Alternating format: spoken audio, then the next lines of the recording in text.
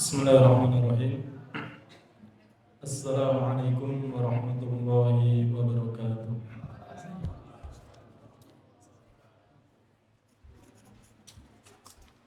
Innal hamdalillah nahmaduhu wa nasta'inuhu wa nastaghfiruh wa na'udzu billahi min shururi anfusina wa min sayyiati a'malina. May yahdihillahu fala mudilla lahu ومن يضلل فلا هادي له أشهد أن لا إله إلا الله وحده لا شريك له وأشهد أن محمدا عبده ورسوله لا نبي ولا رسول بعده يا أيها الذين آمنوا اتقوا الله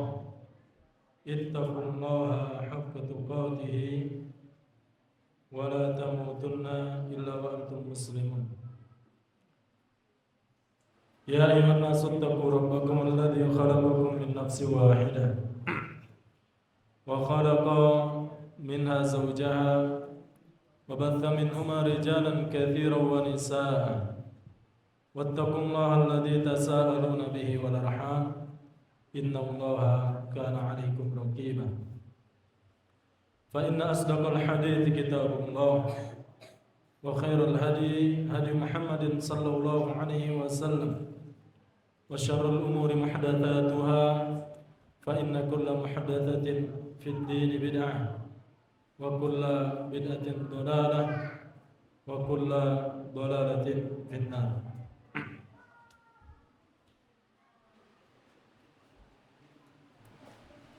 Ayuhal ikhwah, para jamaah sekalian yang dimuliakan Allah Subhanahu wa taala, tidak henti-hentinya kita terus mengucap syukur kepada Allah Subhanahu wa taala, karena Allah pun juga tidak henti-henti memberikan nikmat kepada kita. Allah pun juga tidak henti-hentinya memberikan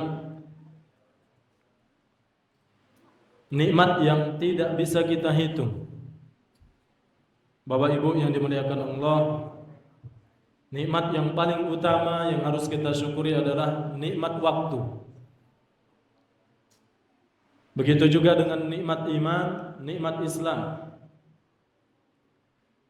Maka kita minta keberkahan waktu kepada Allah Subhanahu wa taala.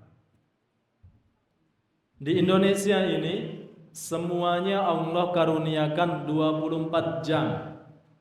Ada yang tahu enggak dunia belahan mana yang kurang dari itu? Atau yang lebih dari itu? Tapi Masya Allah, ada orang-orang yang mampu menyelesaikan apa-apa yang dia ingin selesaikan. Ada orang-orang yang numpuk sesuatu yang dia sudah rancang, ingin dia selesaikan, tidak selesai-selesai. Bapak Ibu yang dimuliakan Allah, maka di sana tersimpan rahasia besar bagaimana kita bisa memanfaatkan waktu. Yaitu apa? Minta keberkahan waktu kepada Allah Subhanahu wa taala. Karena 24 jam nih, sama kita semua 24 jam. Tapi itu tadi, ada yang mampu menyelesaikan apa-apa yang dia ingin selesaikan, ada yang tidak mampu dia selesaikan. Makanya Allah Subhanahu wa taala berfirman, "Fa idza faraghta fansab." Ketika engkau sudah menyelesaikan satu aktivitas, Allah tidak mengatakan istarih, selesai sudah istirahat. Enggak, fansab. Maka bersungguh-sungguhlah untuk melakukan aktivitas yang berikutnya. Jiwa ini dia akan condong kepada sesuatu yang tidak bermanfaat, bahkan cenderung kepada kejelekan kalau kita tidak memanfaatkan waktu kita kepada sesuatu yang bermanfaat.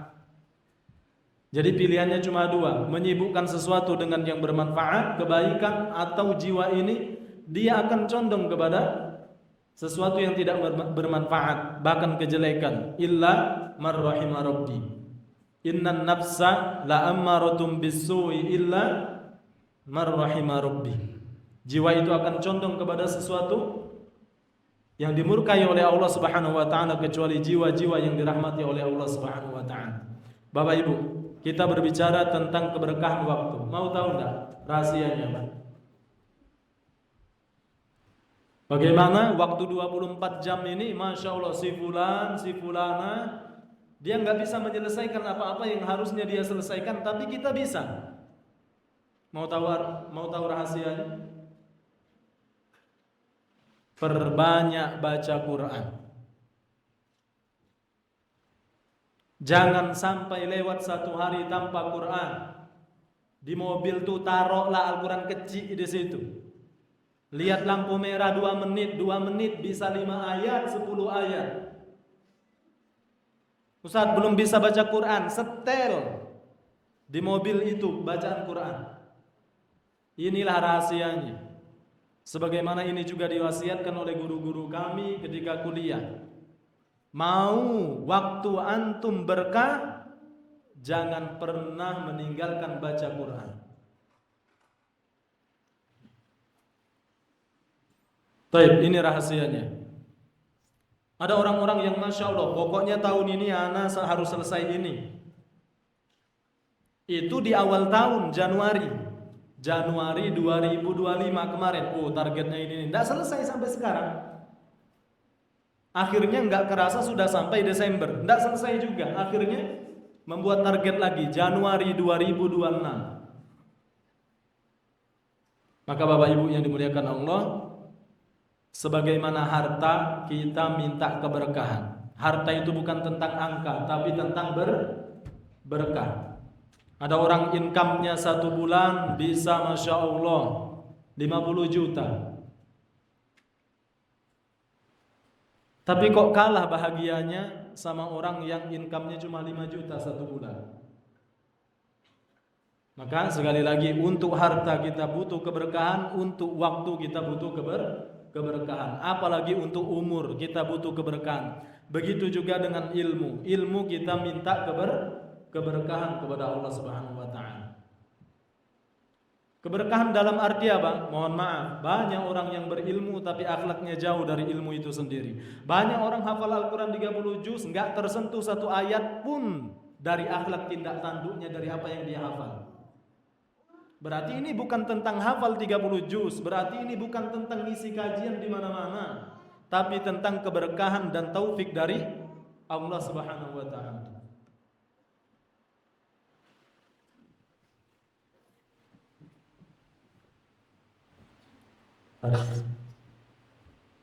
Bawa balik.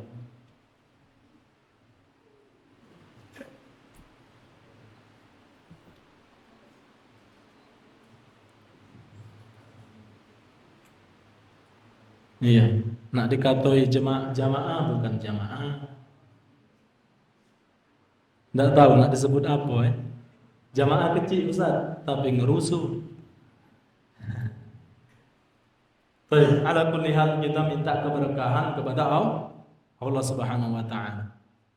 Nah, sampailah kita pada pembahasan hadis Nabi sallallahu alaihi wasallam nomor 39 atau nomor 40 kalau di terjemahannya ya.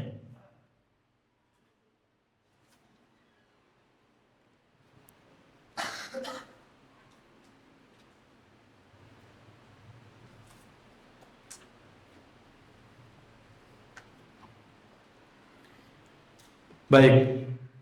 Wa 'an Ibnu Mas'ud radhiyallahu anhu qala dakhaltu 'ala an-nabiy sallallahu alaihi wasallam wa huwa yu'aku faqultu ya Rasulullah innaka tu'aku wa'kan shadida qala ajal inni u'aku kama yu'aku rajulani minkum qultu dzalika anna laka ajrain qala ajal dzalika kadzalik ma min muslimin yusibuhu adan syaukatun fama fawqaha illa kaffarallahu biha sayyiatihi wa huttat anhu dhunubuhu kama tahuttu syajaratu waraqaha. Artinya dari sahabat Abdullah ibnu Mas'ud, dia berkata,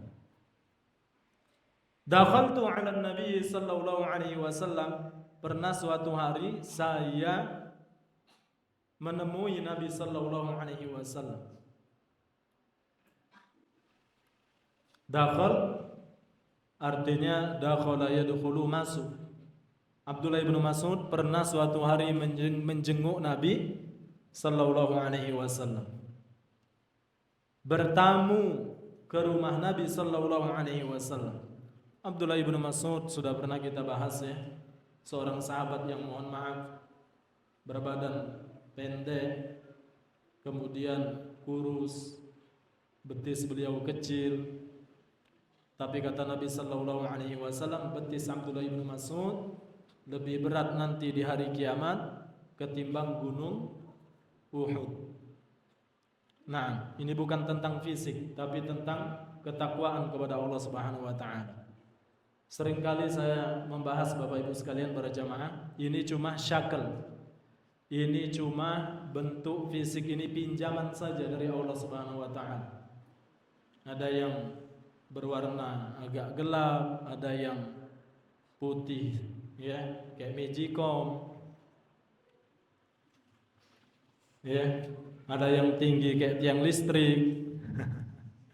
Ini cuma bentuk saja. Nanti kita disempurnakan oleh Allah di surganya. Amin ya rabbal alamin. Nah, Abdullah ibnu Mas'ud sudah pernah kita bahas beliau. Suatu hari saya bertamu ke rumah Nabi sallallahu alaihi wasallam, wa huwa yu'aku, dan beliau itu demam tinggi.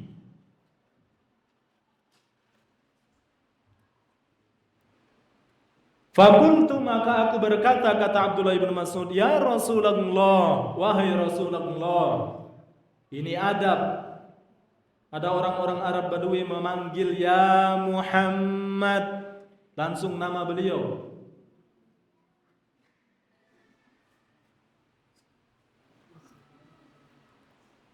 Ya Rasulullah, innaka tu'aku wa'akan syadida. Wahai Rasulullah, sesungguhnya engkau ini demam yang sangat syadida, yang sangat panas. Demammu sungguh sangat luar biasa.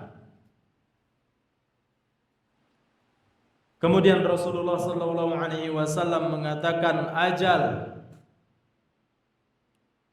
Ma makna ajal? Ajal menuju itu apa? Mati. Ya. Tapi dalam bahasa Arab, ajal tentu saja bala, iya, na'am. Benar. Saya sedang sakit yang begitu tinggi, demam panas ini, kata Nabi sallallahu alaihi wasallam. Inni u'aku kama yu'aku rajulani minkum. Saya ini sakit 2 kali lipat daripada sakit kalian. Rajulan, 2 laki-laki di antara kalian. Maksudnya rajul itu masuk juga perempuan di situ.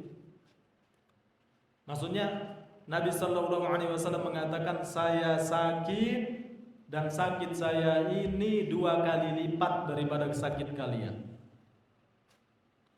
Qultu, maka Abdullah ibnu Mas'ud berkata, dzalika anna laka ajrain. Ya Rasul, itu sebabnya engkau mendapatkan 2 pahala, karena engkau sakit 2 kali lipat daripada sakit kami, berarti pahalamu 2 kali lipat juga wahai Rasul. Apa kata Nabi sallallahu alaihi wasallam? Ajal, dzalika kadzalik. Benar.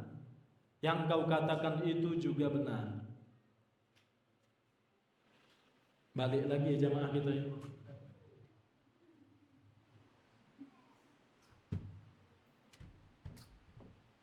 Ummu Faris, lah ada belum? Apa? Antar ke rumah.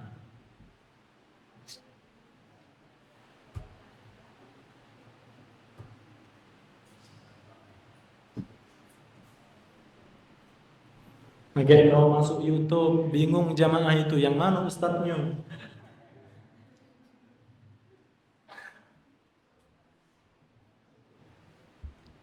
Insyaallah. Sampai mana tadi? Iya. Ya Rasul, engkau sakit 2 kali lipat, berarti engkau juga mendapatkan pahala 2 kali lipat. Rasulullah mengatakan ajal dzalika kadzalik. Benar.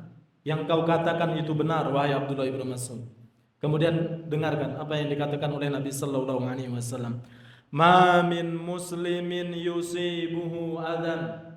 Tidaklah ada seorang muslim yang dia ditimpa oleh gangguan syaukatun fama fauqaha, ditusuk duri atau yang lebih daripada itu, illa kecuali kafarallahu biha sayyiatihi, Allah akan ampunkan kesalahan-kesalahannya, wa huttat anhu dzunubuhu, Allah akan merontokkan, ya, menanggalkan dosa-dosanya, kama tahuttus syajaratu waraqaha, bagaikan pohon yang menggugurkan apa?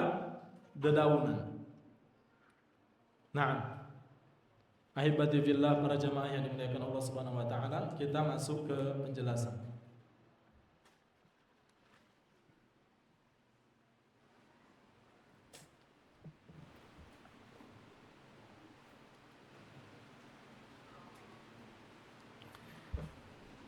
Yang harus kita pahami bahwa yang paling besar cobaannya adalah para nabi. Sebagaimana Rasulullah sallallahu alaihi wasallam beliau bersabda, al-anbiya'u tsummal amthal fal amthal. Suatu hari Nabi sallallahu alaihi wasallam ditanya oleh seorang sahabat, Mus'ab bin Sa'id. Beliau ditanya oleh Mus'ab bin Sa'id, ayyun nas asyaddu bala'an?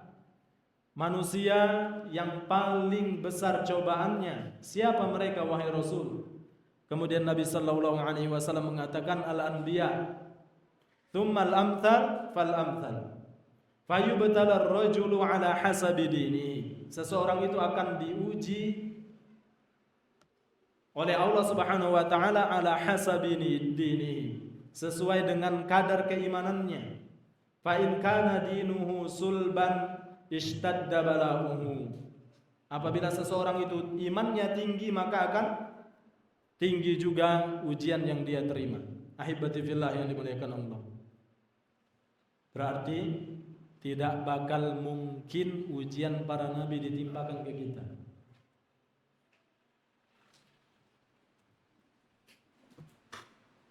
Ujian Ustadz A, ujian Ustadz B ditimpakan ke jamaahnya, nggak mungkin. Atau ujian jamaahnya ditimpakan ke Ustadz, belum tentu Ustadz juga kuat. Karena Ustadz cuma nama. Terkadang Ustadz jauh keimanannya dibanding jamaahnya sendiri. Kejadian banyak. Maka masalah iman ini adalah rahasia. Ada yang terus memberikan pencerahan, jamaahnya mendapatkan pencerahan, tapi yang memberikan pencerahan gak tercerah-cerah. Makanya itu tadi, kembali kepada penjelasan di awal, kita itu butuh taufik dari Allah Subhanahu wa taala. Ada seseorang yang melanggarkan, Masya Allah, ini, itu dilarang, ini haram, dia sendiri yang melanggar. Maka sekali lagi kita butuh taufik dari Allah Subhanahu wa taala. Nah, Allah membagi ujian-ujian ini kenapa ditimpakan kepada si fulan, kenapa ditimpakan kepada si fulana. Kalau ditimpakan kepada si fulana A, kemudian ditimpakan yang seharusnya ditimpakan ke A, ditimpakan Allah ke B. Ini si B enggak bakal kuat. Kemudian balaknya si B ditimpakan Allah ke Z, itu juga enggak bakal kuat si Z. Ayat yang sama-sama kita baca apa? Di dalam surat Ali Imran, di dalam surat Al-Baqarah, la yukallifullahu nafsan illa wus'aha. Allah tidak akan membebankan ujian cobaan kepada seseorang di luar kadar kemampuannya. Nah, ini rumus dalam kehidupan. Ya. Makanya kalau orang tahu rumus ini nggak bakal keluar sama sekali dari lisannya. Kenapa saya ya? Kenapa bukan tetangga saya? Maka kita jawab, ujian tetangga kamu Allah berikan kepada kamu belum tentu kamu kuat.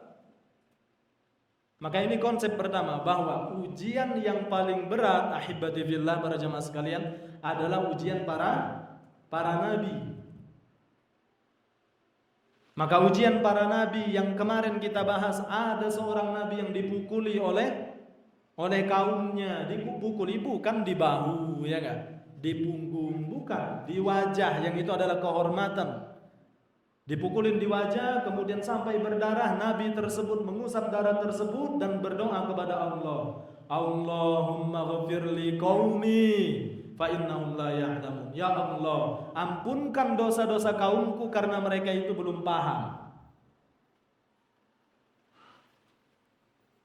Ini yang harus kita garis bawahi, ahibati fillah, bahwa yang paling besar ujiannya adalah para nabi. Nah, Allah Subhanahu wa taala berfirman, am hasibtum an tadkhulul jannah walamma ya'tikum mathalul ladzina khalu min qablikum massathumul ba'sa wad-dharra wa zulzilu hatta yaqula ar-rasul wal ladzina amanu ma'ahu mata nasrullah ala inna nasrullahi qarib. Am hasibtum an tadkhulul jannah, apakah kamu mengira bahwa kamu pasti masuk ke dalam surga? Walamma ya'tikum mathalul ladzina khalu min qablikum, padahal belum pernah datang kepada kalian ujian, cobaan yang ditimpakan kepada kaum sebelum kalian. Kemudian kalian petentang-petenteng, merasa pede pasti masuk ke dalam surga. Allah mengatakan matsatsumul ba'sa wad-dharra, mereka ditimpa kepedihan, kesedihan,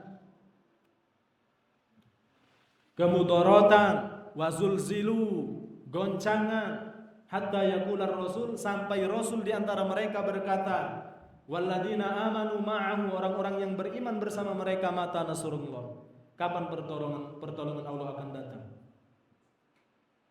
Haibati fillah, ada seorang sahabat yang datang kepada Nabi sallallahu alaihi wasallam. Ketika itu Nabi sallallahu alaihi wasallam sedang tiduran di naungan Ka'bah. Sahabat siapa itu? Yang TSN sudah pernah dibahas. Sahabat siapa? Khabbab bin Arad. Khabbab bin Arad ini datang kepada Nabi dan Nabi itu sedang tiduran, ya, di naungan Ka'bah. Tiduran itu pakai selendang. Aman uji kita ini selimut lah. Selendang di pojok ini kan pakaian orang Arab terdahulu, kemudian dibuat bantal oleh Nabi sallallahu alaihi wasallam. Kemudian Khabbab bin Arad ini, Bapak Ibu sekalian, berkata kepada Nabi sallallahu alaihi wasallam,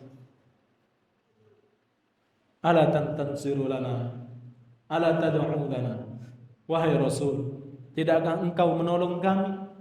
Tidakkah engkau berdoa kepada Allah agar Allah menolong kami? Karena Khabbab ini dan sahabat-sahabat Nabi sallallahu alaihi wasallam disiksa dengan begitu sadis oleh orang-orang Quraisy. Termasuk diantaranya Khabbab ini. Nanti kita akan sampai ke hadis Khabbab. Khabbab ini, Bapak Ibu, banyak versi, ya, ditulis oleh para sejarah. Bagaimana ujian yang ditimpa oleh Khabbab, siksaan yang dilakukan orang-orang Quraisy kepada Khabbab. Di antaranya adalah Khabbab ini dipakaikan baju besi kemudian dipanggang.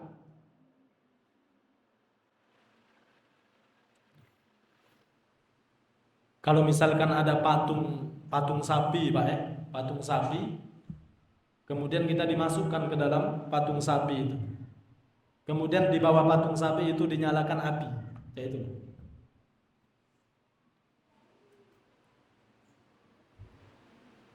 Kemudian ada juga yang mengatakan bahwa Khabbab bin Arat ini, beliau itu dicopot, mohon maaf, pakaian beliau, baju beliau dicopot, kemudian ditanamkanlah di tanah itu, ditanamkan batu-batu lancip, batu-batu tajam yang segitiga kayak gini ditanam, ya kan?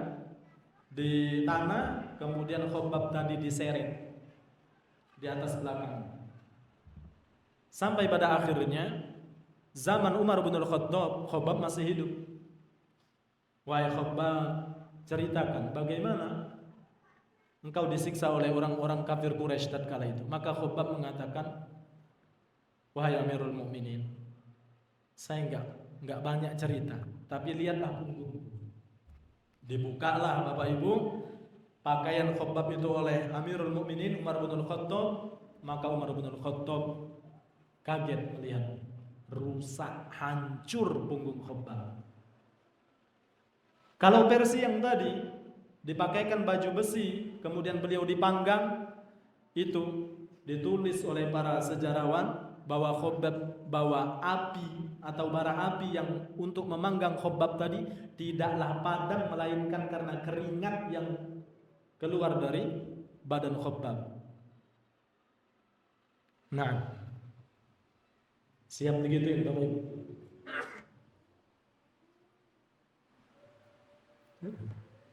Kita demam sedikit aja udah nggak ke masjid.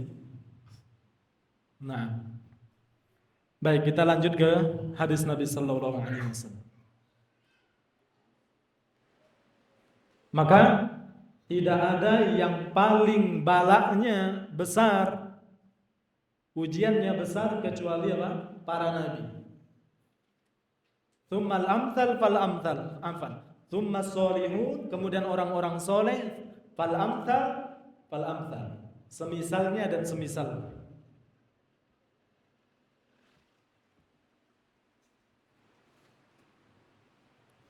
Kita ini jangankan ujian para nabi ditimpakan kepada kita. Itu tadi seperti yang Anda katakan. Bapak fulan ujiannya diberikan ke Bapak fulan. Itu kita belum tentu kuat kalau ditukar kayak gitu ujian. Ujian ustadz ditimpakan ke jamaahnya, ujian jamaah ditimpakan kepada ustadznya, belum tentu kuat. Apalagi nak ngambil ujian para nabi. Nah, Abdullah ibnu Mas'ud mengatakan, innaka tu'aku wa'akan syadida, qala ajal. Wahai Rasul, engkau ditimpa dengan sakit yang begitu parah. Nabi mengatakan, benar. Inni u'aku kama yu'aku rajulan minkum. Saya sakit dan sakit saya 2 kali lipat daripada kalian. Bapak Ibu, ini wa'akan itu artinya demam. Ya.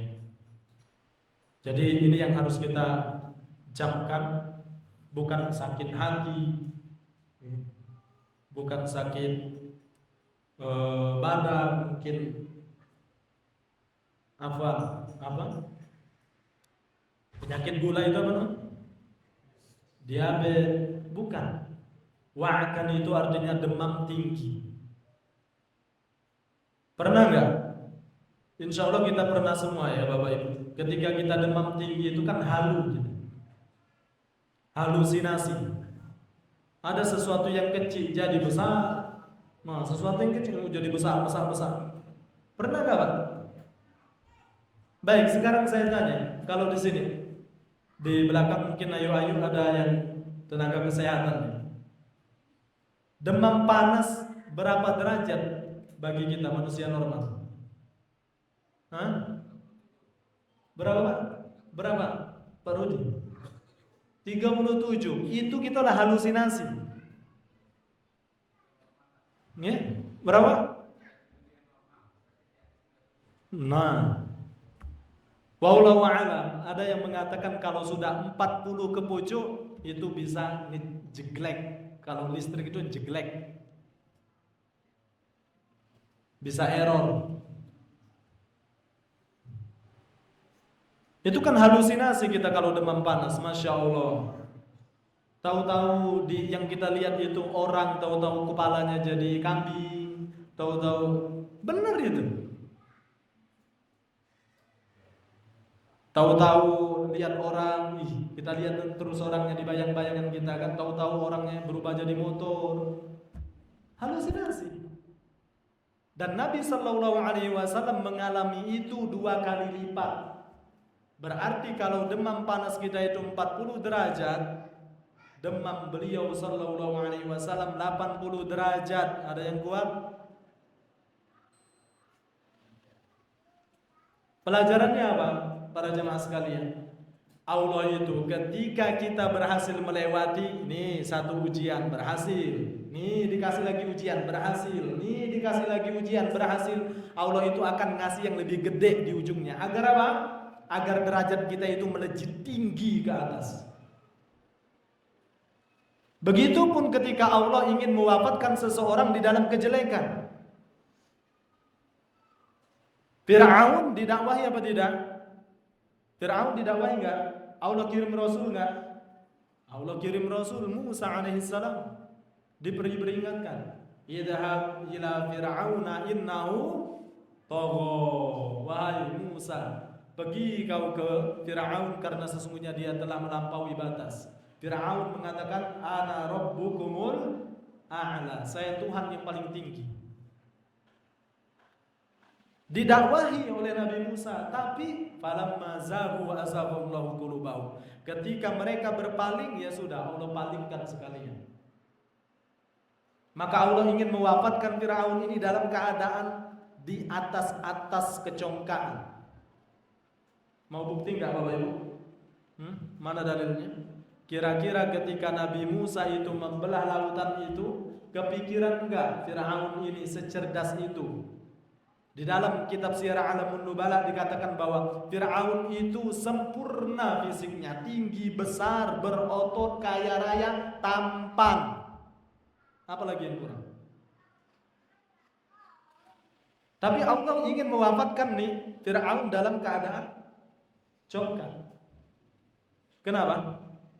Kira-kira Fir'aun itu kalau dia adalah orang yang cerdas, tahu nggak bahwa kalau Nabi Musa berhasil membelah itu lautan, kepikiran nggak kira-kira kalau kita masuk nanti dikembalikan lagi oleh Musa ini?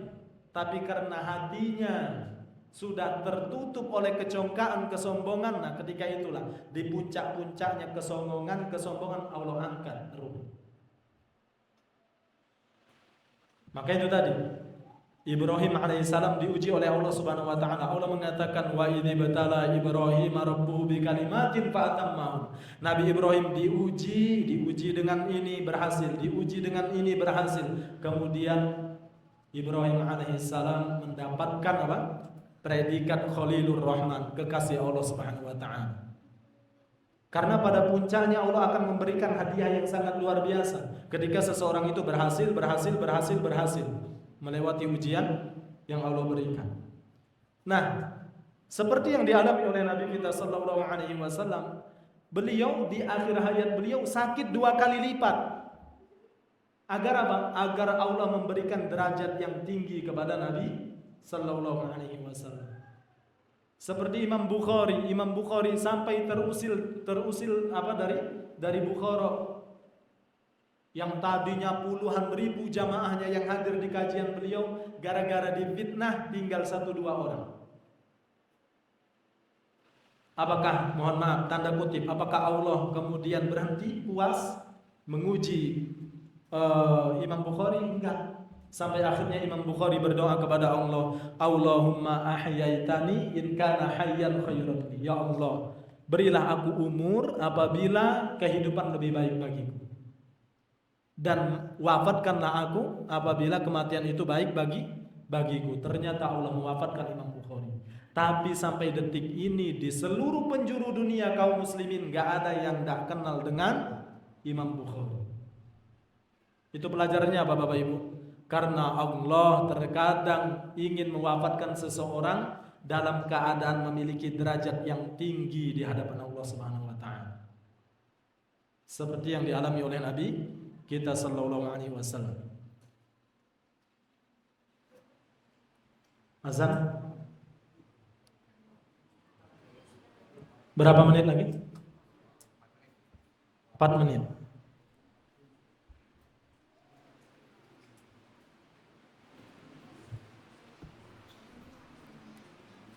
Baik. Kembali kepada hadis Nabi sallallahu alaihi wasallam. Karena di sini dibenarkan oleh Nabi. Ya Rasul, kata Abdullah ibnu Mas'ud, engkau sakit 2 kali lipat karena engkau akan mendapatkan pahala 2 kali lipat juga. Maka Rasulullah sallallahu alaihi wasallam mengatakan, benar. Yang kau katakan itu juga benar. Tapi lihat bagaimana Nabi kita sallallahu alaihi wasallam. Sakit 2 kali lipat, Bapak Ibu. Sakit panas 2 kali lipat, 70 derajat sampai 80 derajat. Beliau masih sempat-sempatnya ngajarin umatnya. Mana buktinya? Dilihat. Setelah Nabi mengatakan, benar aku sakit 2 kali lipat, benar aku akan mendapatkan pahala 2 kali lipat daripada kalian. Lah sakit 80 derajat, tapi beliau masih sempat ngajari umatnya. Nabi mengatakan, ma min muslimin, wahai sahabatku, wahai umatku, tidaklah ada orang yang beriman yusibuhu adan, yang tertimpa dengan gangguan internal, gangguan eksternal, gangguan dari kakak, adik dewe, ayu dewe, emak, bak dewe, anak dewe, internal, atau gangguan dari eksternal, gangguan dari tetangga, gangguan dari teman bisnis, gangguan dari relasi-relasi eksternal. Tidaklah seseorang, kata Nabi sallallahu alaihi wasallam, ditimpa gangguan syaukatun fama fauqaha, sampai dia ditusuk oleh duri atau yang lebih dari itu. Apa kata Nabi? Illa kafarallahu biha sayyi'atihi, melainkan ditusuk duri itu akan menjadi pahala bagi orang yang beriman. Makanya Bapak Ibu, bisa enggak kita tarik lebih luas ke tusuk duri? Kalau bahasa kami itu tepangkat. Tahu tepangkat? Kesandung. Ya? Kesandung. Kejedot. Tahu-tahu siku tanpa sebab, kejedot. Kadang kita tuh cuma bisa ngeluh, itulah manusia. Innal insana khuliqa halu'a wa idza massahu syarru jazu'a wa idza massahu syarru jazu'a illal musalli. Tahu-tahu satu hari ini, ya Allah, aman keseringnya aku kejedot hari ini tanpa sebab. Jadi cuma bisanya menggerutu. Enggak. Orang yang beriman itu ingat sabda Nabi sallallahu alaihi wasallam, sampai ketusuk duri. Boleh enggak Bapak Ibu, ibu-ibu ini? Boleh enggak kita permisalkan dengan ketusuk apa? Jarum pentul. Ketika pakai jilbab, ketusuk terus jarum pentul. Lihat, enggak ada agama yang serohim ini, enggak ada zat ilah sesembahan yang serahmat ini kepada umatnya. Barang hanya kita ketusuk duri pun, kalau kita ikhlas, itu bisa berubah menjadi pahala, menghapus dosa. Ada agama lain yang kayak gini?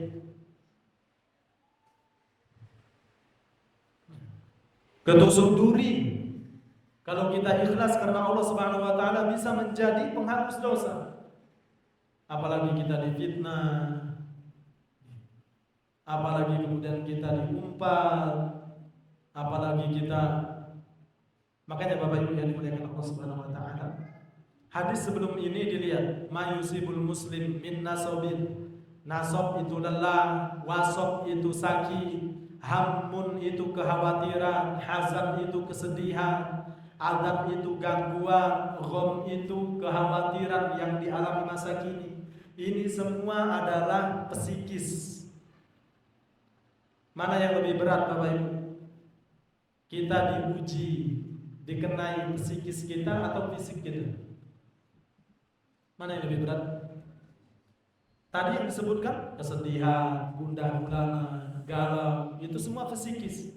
Tapi kalau kita mungkin sobek, ya, kena parah, atau mungkin kena beling, itu nggak nyampe 1 bulan sudah sembuh. Tapi kalau psikis ini berat.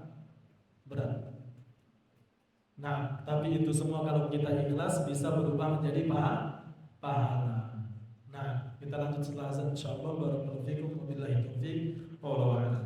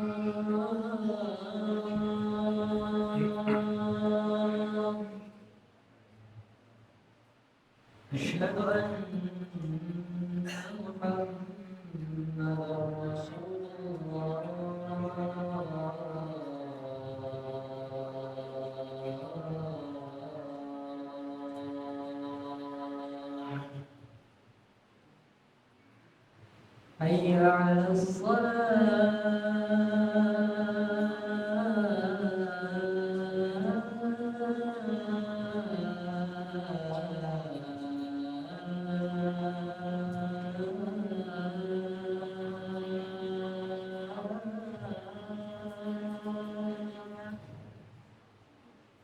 حي على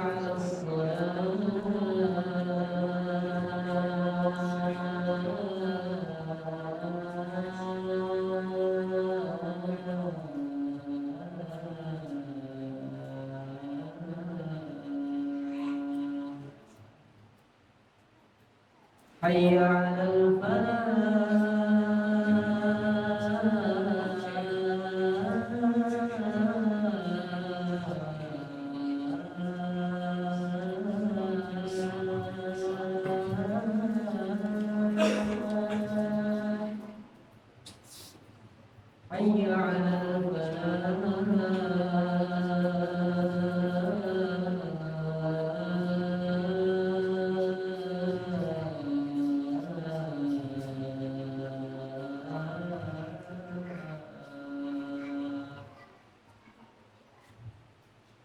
الله أكبر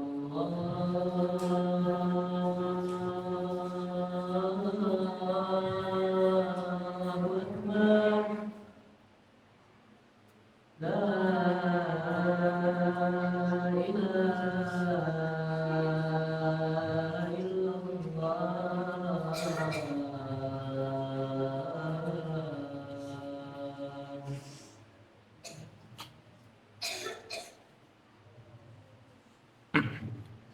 Baik. Bismillahirrahmanirrahim. Alhamdulillahilladzi bi ni'matihi tatimmus shalihat wassalatu wassalamu ala nabiyina Muhammad. Nah, Nabi sallallahu alaihi wasallam masih sempat untuk ngajarin umatnya. Berarti beliau, Bapak Ibu, para jemaah sekalian, sakit 70 derajat, 80 derajat yang dipikirkan apa umat. Kita sehat-sehat nggak pernah mikir Nabi sallallahu alaihi wasallam. Bersolawat, coba jujur. Solawat berapa satu hari? Hah? Berapa kali? Minimalnya 10 kali. Itu yang dicantumkan di dalam zikir pagi petang. Minimal 10 kali. Berarti kalau pagi 10 kali, petang 10 kali, berapa 20? 20 kali. Nah, Nabi Sallallahu Alaihi Wasallam dalam keadaan beliau demikian masih sempat ngajarin umatnya Sallallahu Alaihi Wasallam. Taib ahibati fillah yang dimuliakan Allah, inilah juga seharusnya karakter yang dimiliki oleh para dai. Karakter yang harus dimiliki oleh seorang mubaligh, seorang kiai, seorang ustaz, seorang guru. Ini kita serba kurang di zaman kita ini karena ketakwaan kita kurang. Ustadznya juga sakit sedikit ngeliburin kajian, jamaahnya pun demikian. Jadi kekompakan dalam sama-sama kompak gitu. Berarti ustadznya juga harus belajar, jamaahnya harus belajar, sama-sama belajar. Lihat Nabi kita Sallallahu Alaihi Wasallam. Pening dikit libur kajian. Nah, temannya juga sudah berada di depan pintu. Ayo akhi kajian. Cak mana anak ini lembur tadi malam. Berarti nak untuk begawi tahan lembur, untuk kajian tidak tahan lembur.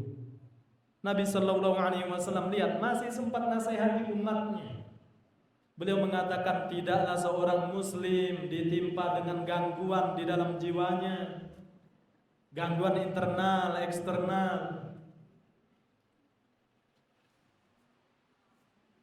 Hatta syaukati yushakuha, sampai dia ditusuk duri pun itu akan menjadi penghapus dosa bagi dia.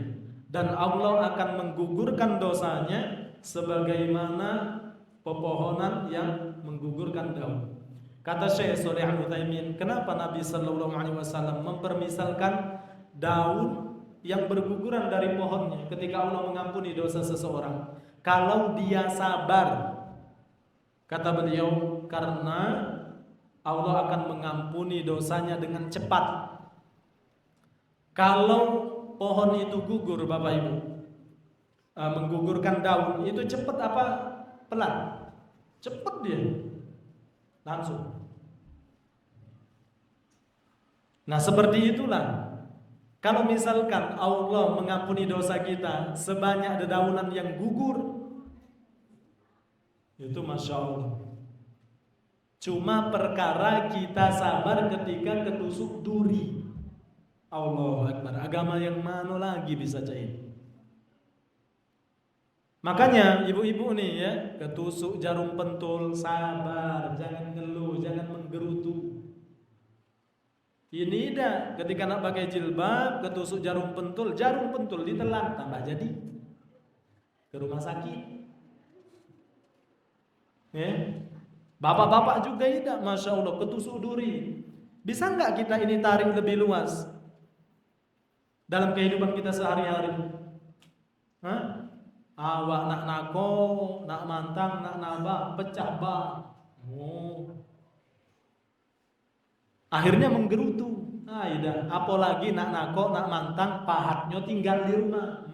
Mencak-mencak lagi. Padahal Bapak Ibu, orang yang beriman harus yakin itu pahat tinggal di rumah Allah sudah takdirkan belum? Allah sudah takdirkan. Dua pilihannya, menggerutu tanpa pahala atau kita berharap pahala dari Allah dengan bersabar.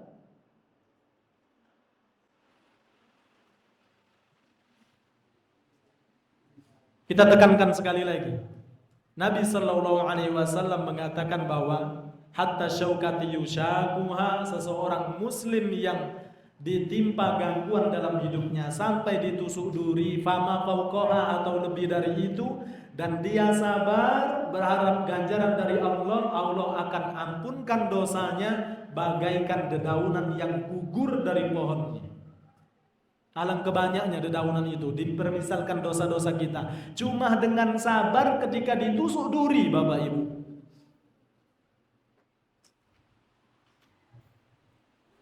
Fama fauqaha, apalagi lebih dari itu. ditinggal orang yang kita cintai, wah ini berat lagi. Tahu-tahu motornya hilang, ini berat lagi. Berarti Bapak Ibu, secara globalnya ujian di permukaan bumi ini pilihannya cuma dua. Kalau tidak sabar berarti kita cuma dapat sedihnya, kemudian gak dapat pahala, atau kita milih bersabar sejenak, kemudian kita mendapatkan pahala yang banyak di sisi Allah Subhanahu wa taala. Nah, baik. Berarti ke depannya Bapak Ibu ya, para jamaah, berarti ke depannya kalau kita ini segan, bahasa kami ini segan. Kalau kita segan nak ke kajian, nak belajar, ingat ini. Nabi Sallallahu Alaihi Wasallam 80 derajat masih sempat ngisi kajian, masih sempat ngajarin umatnya. Ustadz yang adil dong, berarti ustadznya juga harus kayak gitu. Berarti nanti gelegasan kami bilangnya itu, yang demam panas tinggi sambil ngisi kajian. Nak tanggung jawab, aman ustadznya mati.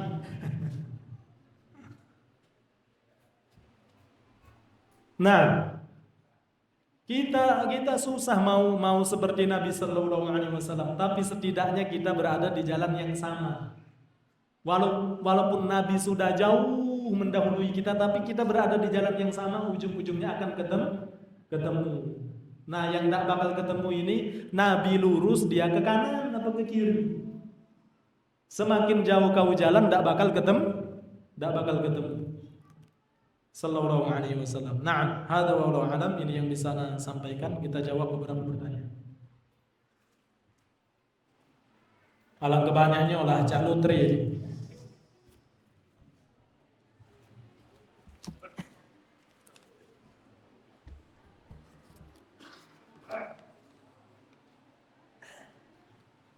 Assalamualaikum warahmatullahi wabarakatuh. Bertanya di luar tema.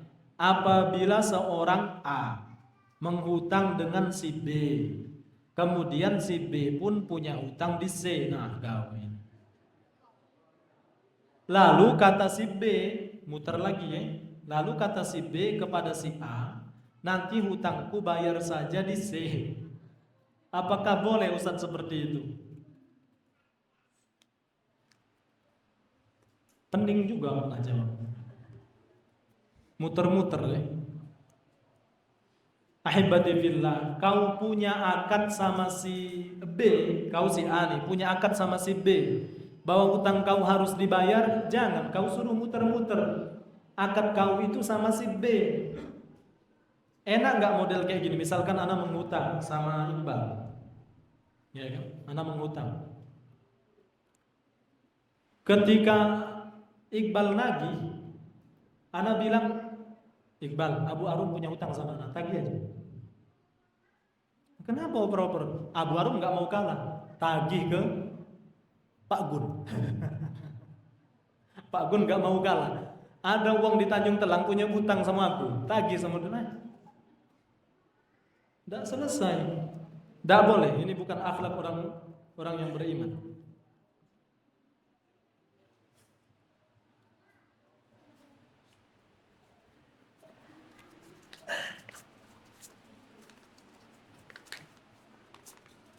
Alangkah besarnya ini.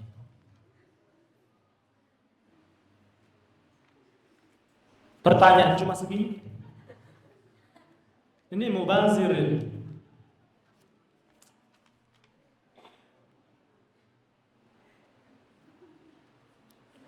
Ustaz, apa penyebab orang yang menghafal Al-Quran tidak mutskin? Males. Ya. Di permukaan bumi ini, mohon maaf, nggak ada orang yang bodoh. Yang ada itu yang males. Nggak mutskin maksudnya nggak lancar hafalannya itu karena males. Walaupun memang ada orang-orang yang Allah lebihkan ya, otaknya encer, seperti Imam Syafi'i. Dikatakan beliau sampai nutup kuping kalau beliau mau ke pasar karena takutnya yang beliau dengar di pasar itu hafal semua nanti. Nah, kita ini bukan Imam Syafi'i tapi tidak galak memurojaah.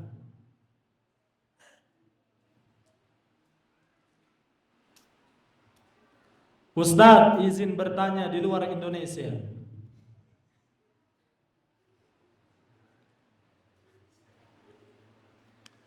Berarti jarak jauh nih ya. Cak mana dia nganter ke pertanyaan ini? Apa hukumnya orang memilih teman atau membuat geng kelompok seperti sirkelan-sirkelan kayak gitu? Nggak usah, nggak usah. Adik-adikku ya, yang ikhwan, akhwat, fokus di pondok ini cuma siko belajar.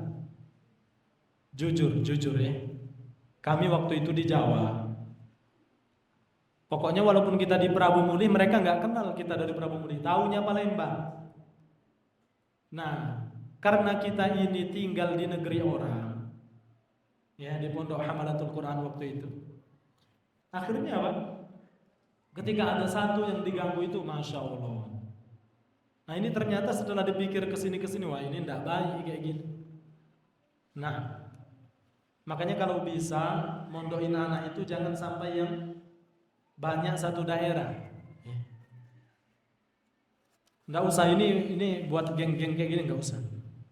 Fokus belajar ya.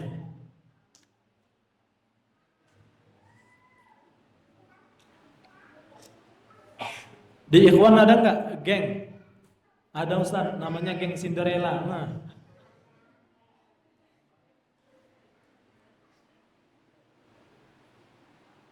Nah.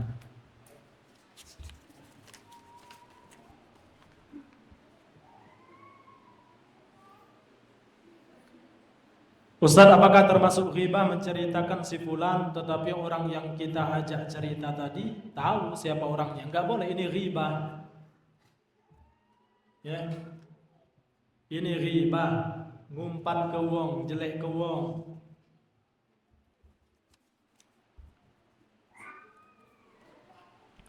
Assalamualaikum Sattar, izin nanya apa hukumnya mengejek fisik orang? Ini bully, sudah pernah Anda jelaskan, enggak boleh. Apa hukum terobsesi kepada orang yang disukai? Terobsesilah kepada satu makhluk di permukaan bumi ini yang pernah Allah lahirkan. Siapa itu? Nabi sallallahu alaihi wasallam. Tidak usah terobsesi kepada orang yang masih hidup.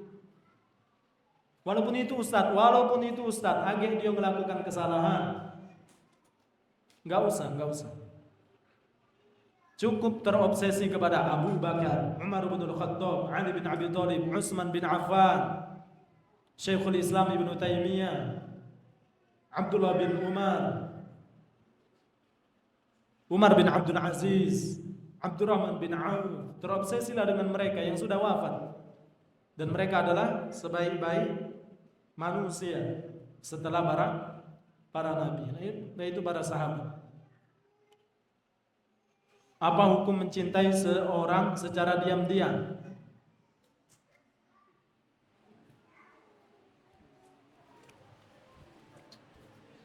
Belajar.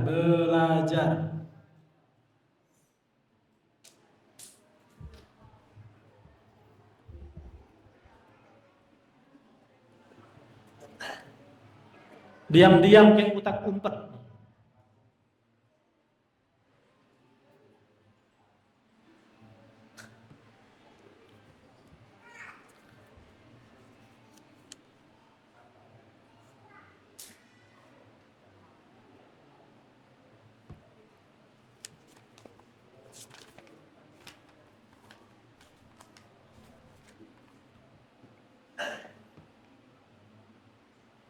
Assalamualaikum Ustaz, izin bertanya di luar tema. Apakah pada mandi wajib setelah haid boleh bagi wanita untuk tidak membuka gulungan rambutnya? Naam. Aibati fillah, Ummu Salamah pernah bertanya ini kepada Nabi sallallahu alaihi wasallam. Maka Nabi sallallahu alaihi wasallam mengatakan, la innama yakfiki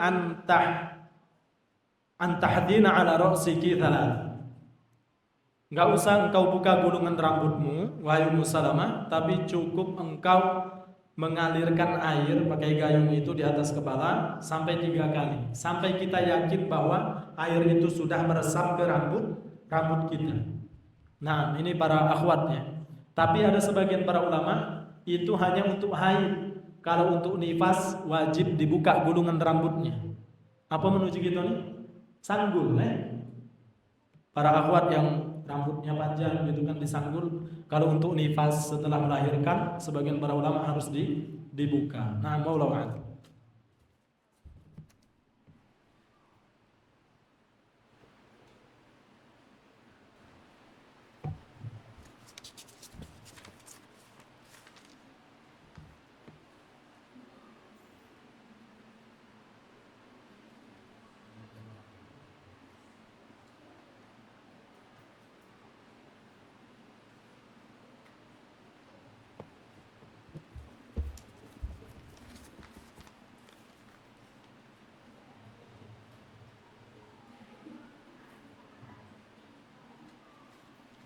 Assalamualaikum Ustaz, izin bertanya, apakah pasir khusus boleh dimakan? Yang cak mana?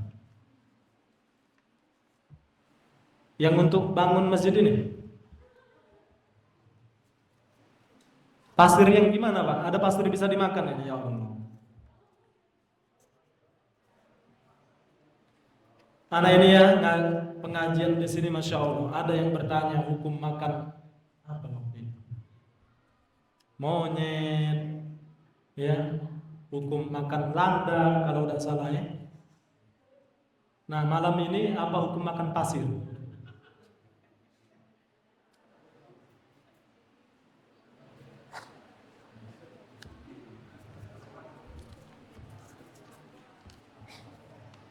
Ya, wong-wong Rambang ini ngeri-ngeri.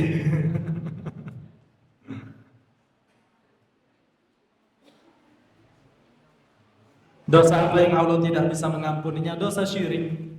Kalau dia wafat dalam keadaan syirik, ya.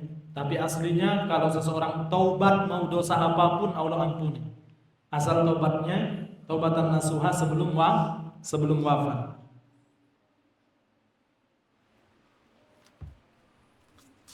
Apa balasan bagi orang yang memaafkan kesalahan orang lain? Allah ampunkan dosanya. Ana sudah pernah menceritakan Abu Bakar itu difitnah, diuji dengan sepupunya sendiri. Padahal sepupunya ini dikasih nafkah oleh Abu Bakar. Kemudian Abu Bakar nggak mau lagi ngasih nafkah, ditegur. Afwan, ya, tanggungan istilahnya. Ditegur oleh Allah Subhanahu wa taala. Ala tuhibbuna ayyaghfirallahu lakum. Wahai Abu Bakar, seakan Allah berkata demikian. Apakah engkau tidak cinta apabila Allah mengampuni dosamu? Berarti kalau kita mengampuni kesalahan orang lain, Allah ampuni juga dosa kita. Memaafkan itu berat.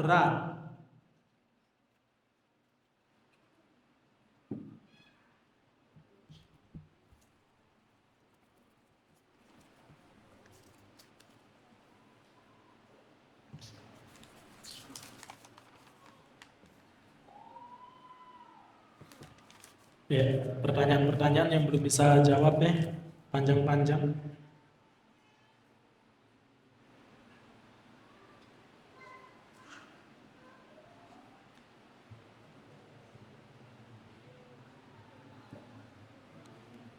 Kenapa wanita jika ingin safar jauh harus mempunyai mahram? Kalau yang bertanya ini adalah akhwat yang umurnya masih kecil misalkan, tunggu saja ketika anti sudah besar, nanti tahu sendiri. Ya. Wanita safar tanpa mahram itu bahaya. Makanya kalau punya anak akhwat, mondokinnya deket-deket aja. Kalau di Jawa sana gitu kan, bukan berarti nggak boleh.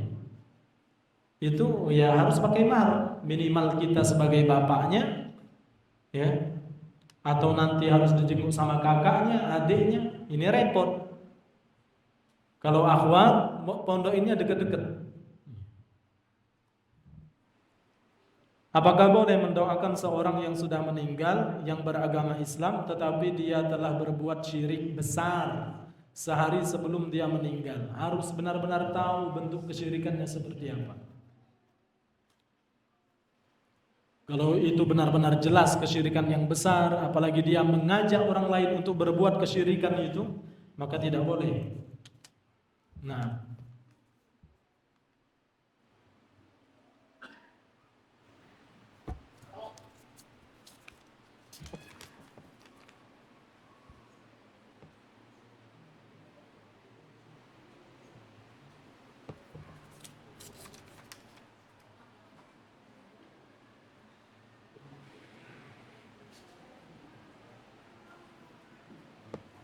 Assalamualaikum Ustaz, izin bertanya di luar tema. Ustaz, jika ada orang yang selalu mimpi basah, terus apakah setan itu suka dengan orang tersebut? Wallahu a'lam ya. Bisa ditanyakan ke Ustaz Abdurrahman.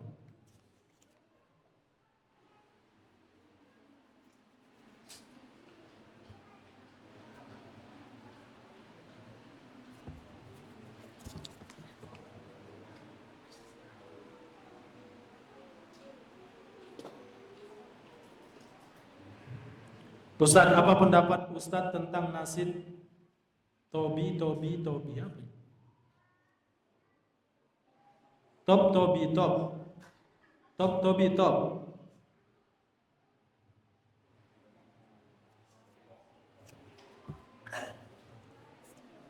Nah,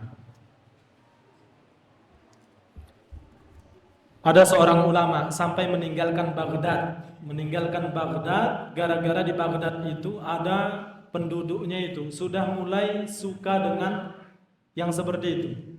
Mereka mendendangkan syair, kemudian memukulkan kaki mereka, celetuk ke bumi, dipukulkan sambil berdendang dengan syair. Maka ulama ini, kalau tidak salah ingat Imam Syafi'i sendiri, beliau meninggalkan Baghdad. Gara-gara apa? Gara-gara ada yang seperti itu, bernasyid kemudian celetuk pakai kaki, diikuti irama kaki. Itu sampai meninggalkan negerinya sendiri. Wah, sekarang lengkap. Ya, organ tunggalnya, cincahnya, seluringnya. Apa kata ulama tersebut? Itu sudah yasudduna 'anil nas minal Qur'an. Itu bisa memalingkan manusia dari Al-Qur'an, yang celetuk pakai kaki lah. Apalagi zaman kita sekarang banyak jenisnya. Ada rock, jazz, dangdut, band, apa lagi. Nah, tapi yang ajibnya Bapak Ibu ya, di acara-acara mantenan, Masya Allah, Bismillah, ada koringnya kayak gitu. Habis itu organ tunggal, yang nyumbang lagu ya yang koring tadi. Tapi didoakan barakallahu laka wa baraka alaika wa jama'a bainakuma fi khair. Gimana mau berkah? Talbisul haqqi bil batil. Ini mencampur adukan antara yang benar dan yang salah. Ustaz, hati-hati bicara. Demi Allah, saya pernah hadir di walimahan. Saya lihat qori itu bismillah, Masya Allah, bagus. Wa min ayati, tanda-tanda kebesaran Allah jadikan sakinah, mawadah dan kayak gitu. Habis itu dia nyumbang lagu. Dan dia mohon maaf manggil Mbak Biduan. Mana Mbak Biduannya? Allahul musta'an. Tapi Bapak Ibu tidak boleh kita cuma sekedar menghujat. Maksudnya gini, kita bersyukur alhamdulillah kita mendapatkan hidayah. Doakan mereka juga mendapatkan hidayah. Nah, kita kan kalau nggak dapat hidayah, mungkin kita inilah yang main ke piano apa itu? Iya. Ustaz, instruksi sebentar. Ana ini dulu tukang penyumbang lagunya nih Ana nih lah. Kalau perempuan biduanita, kalau laki-laki apa? Hah?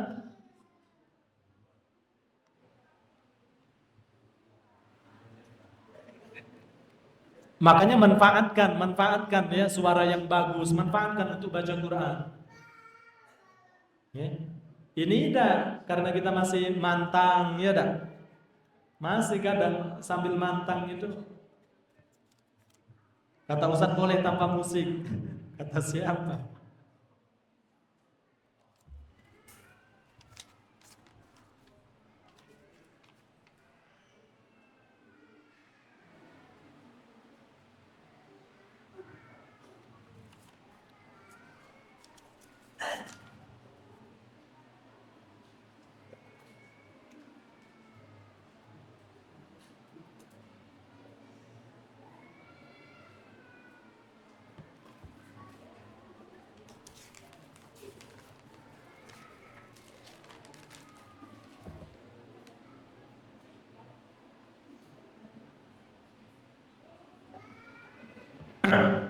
Ustadz, apa hukumnya jika teman kita ulang tahun diberikan kado tapi di hari lain? Nak di hari itu, nak di hari lain, nak 1 tahun setelahnya, tidak boleh. Karena ini perayaan orang non muslim, ya. Man tasyabbaha biqaumin fahuwa minhu. Siapa yang bertasyabbuh menyerupai suatu kaum, maka dia termasuk dari kaum tersebut.